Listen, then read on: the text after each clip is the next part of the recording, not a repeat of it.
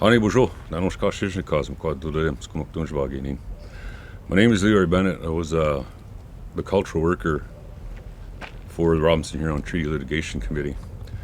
This evening we have to move my schedule a little bit, so we opted to do it right now in front of a fire.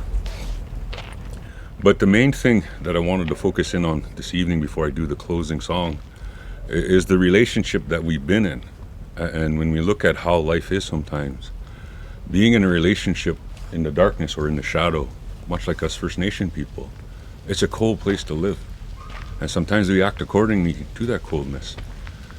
But with the help of the fire, we began to understand how to warm ourselves. And that gave us the strength to move forward, to get out of this dark place that we're in, and how we look at life today as opposed to 100 years ago. Maybe up into including the signing of the treaty. But in that cold place, we had to discover something, and that something was ourselves. This is the government's genocidal practices that they wanted us to do to ourselves. Only because we look at it in a way that if we use our fire, everybody uses a fire in this world, whether it's to cook, to heat themselves. And it's a natural event, a fire. Whether it's a forest fire, sacred fire, just a fire. And this is what warmed us, and we began to understand this warmth. And in this relationship, we look at how we needed to warm ourselves as people. So, as an Anishinaabe people, we took the fire, our sacred items, to the court case to expand the knowledge of the government, both federal and provincial, as to who we are as Anishinaabe people. But that was also to show them a spirituality, that we got tired of this coldness, we got tired of all of this stuff that they were doing to us, and now we're starting to use our voice. I don't want to say we found our voice. All we need to do is learn how to use it. The Creator gave us something. We just need to know and remember how, or maybe shown how. And this is why, in doing this closing, I opted to look and say this one thing, that in many ways, the relationship that we're in right now needs to change. We know this, we understand that. We also need to understand that in order for a relationship to change, to grow, to be more fulfilling, that we need to be in a place of significance to the other person. And this is how I look at it today. We're making a significant change. We're doing all the things. And Canada is resistant to this change. Why? Because they have not been significant to us. So since 1874, what we have done is we collected $4 every year in this relationship, with an understanding that this was to climb higher for us, so that we would be an equal in this relationship. But Canada saw it fit when they created the Indian Act. They saw it fit to do all these other things. I don't want to get into a long explanation of what they've done. We've already known what they've done. We've told our story on that. But now is the time to challenge Canada and the province of Ontario to say, hey, you need to show more significance. I can talk about reconciliation till I'm blue in the face. They have to acknowledge they're in a relationship first, because without that, we can't move forward. And it's unfortunate we have to be in the courts. There could have been an easier route, I think. But being in the courts, though, their laws, their understanding, but our spirituality is bringing a balance to this. A very significant balance that sometimes, even in a relationship, can scare people. And right now, my thoughts is that it's scaring a nation. We understand our connection to the land as Anishinaabe people. But I'm not so sure the non-natives or the settlers understand that connection. And they have to look at it from a different angle or a different perspective, because without it, the relationship doesn't change. As people, though, we've shared with them to give them an understanding of who we are. And that now, for all intents and purposes, that our voice is going to be heard worldwide. Only because we've used our voice in a manner that exemplifies our teachings. We did it in a kind way. We did it in a good way. We didn't use violence, but rather we used our way of life right here, that fire, sweat lodge, pipe ceremonies. This is what's breathing life back into the voice of our nation. It's a little bit slow, but that's okay.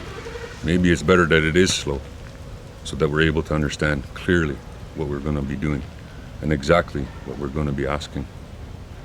So as a First Nation person in itself, I hope that everybody, all the Nishnabik, not only just in our treaty area, but every other treaty area, goes back to that fire and says, I need to warm up because I'm tired of this coldness. I'm tired of this world being the way that it is. Only because when we go back to our way, we're going to find exactly what we're looking for, exactly what we need. So with that, I'm going to do a closing song. And if you give me a moment, I just need to grab my drum here, pick it up, and then we start again.